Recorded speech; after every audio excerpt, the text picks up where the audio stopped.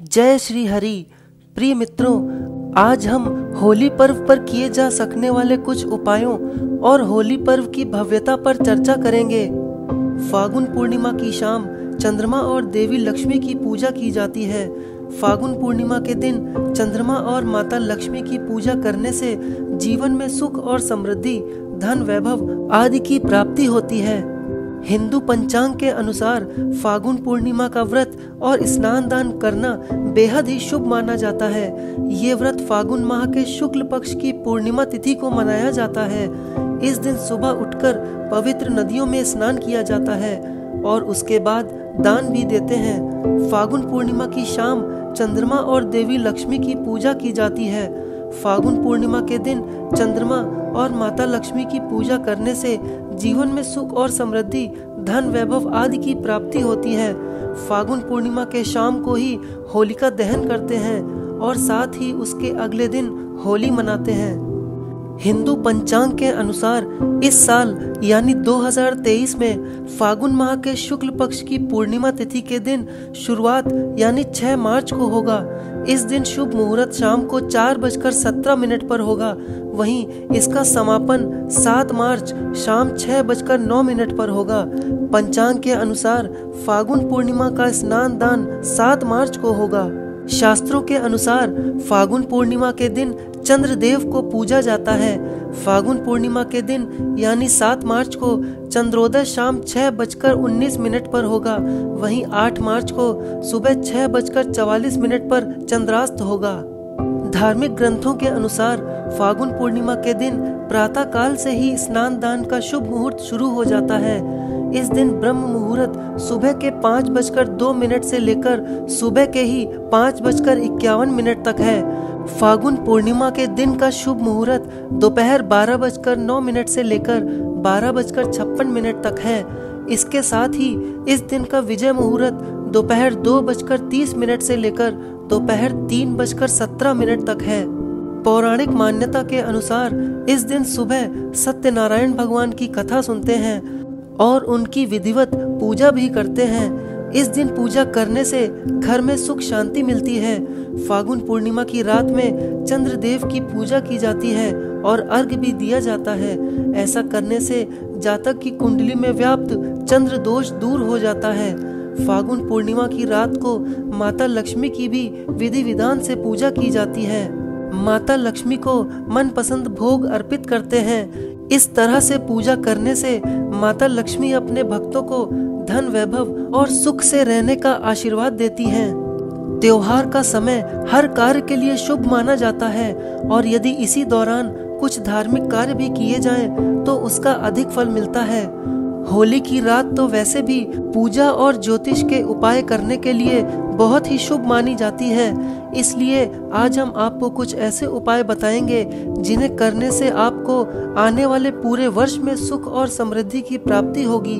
होली के दौरान कुछ मंत्रों का जाप करने से आप महालक्ष्मी की कृपा प्राप्त कर सकते हैं। होली की रात देवी महालक्ष्मी सहित इष्ट देवी देवताओं की विधिवत पूजा करनी चाहिए।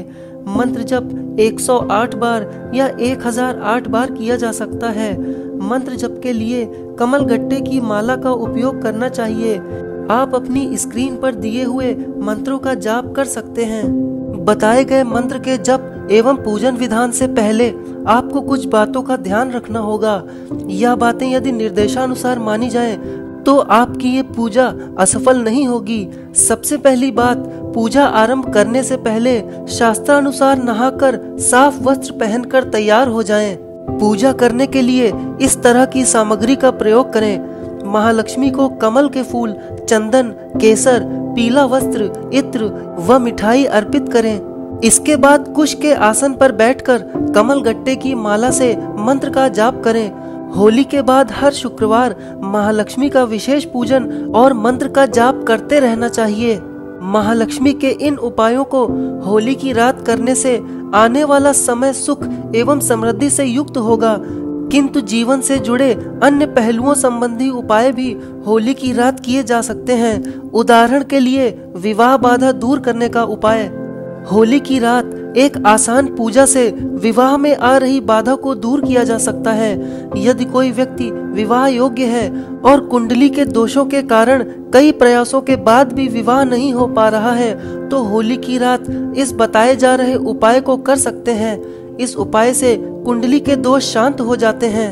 होली पर पान का एक साबुत पत्ता, एक साबुत सुपारी एवं हल्दी की गांठ लेकर शिव मंदिर जाएं। पान के पत्ते पर सुपारी और हल्दी की गांठ रखकर शिवलिंग पर अर्पित करें। इसके बाद अपने घर लौट आएं। घर लौटते समय पीछे पलट कर न देखें। यही प्रयोग अगले दिन फिर करें। इससे विवाह योग को काट रहे ग्रह धीरे धीरे शांत हो जाते हैं। लेकिन यदि तब भी परिणाम हासिल न हो तो इस पूजा को समय समय पर शुभ मुहूर्त का ध्यान रखते हुए कभी भी कर सकते हैं।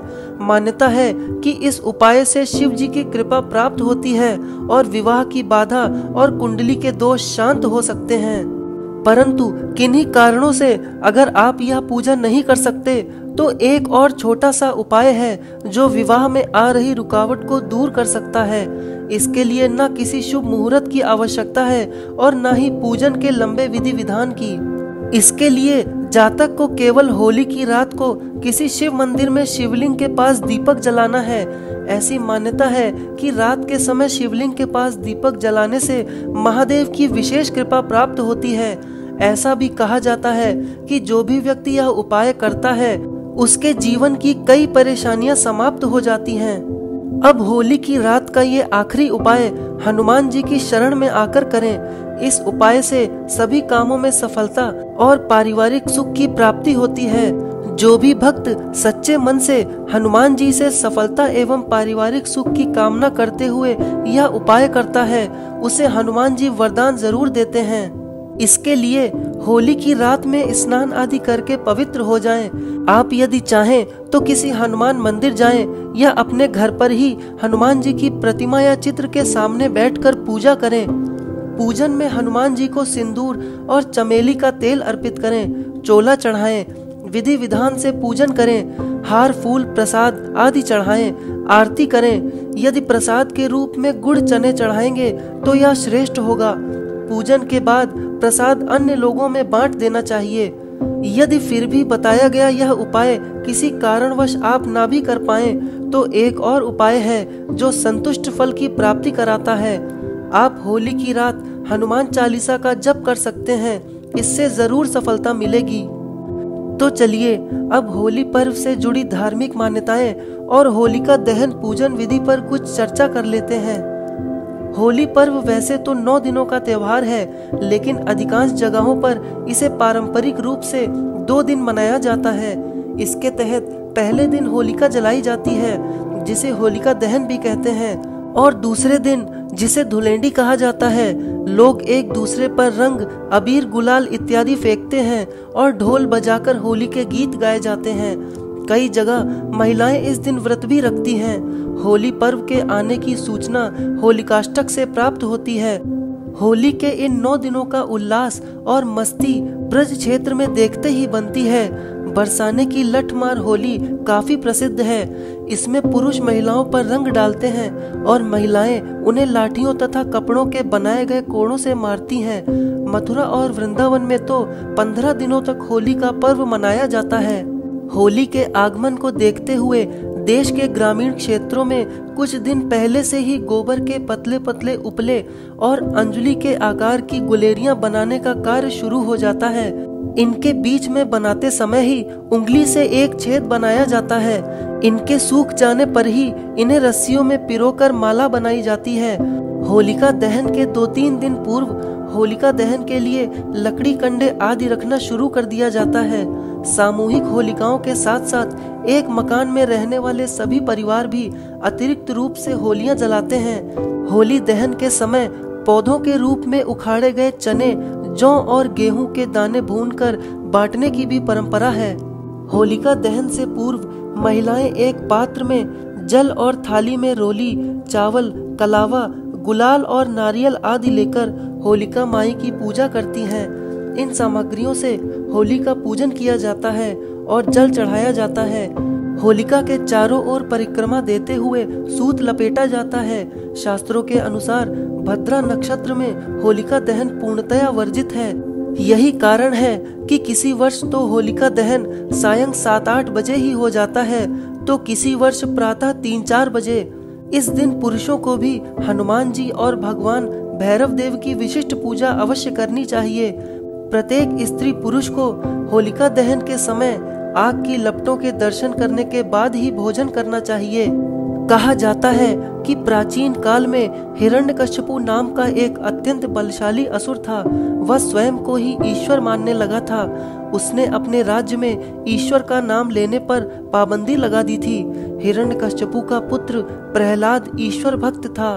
प्रहलाद की ईश्वर भक्ति से क्रुद्ध होकर हिरण्यकश्यपु ने उसे अनेक कठोर दंड दिए, परंतु उसने ईश्वर की भक्ति का मार्ग न छोड़ा। हिरण्यकश्यपु की बहन होलिका को वरदान प्राप्त था कि वह आग में भस्म नहीं हो सकती। हिरण्यकश्यपु ने आदेश दिया कि होलिका प्रहलाद को गोद में लेकर आग में बैठे। आग में बैठने पर होलिका तो जल गई, पर प्रहलाद बच गया।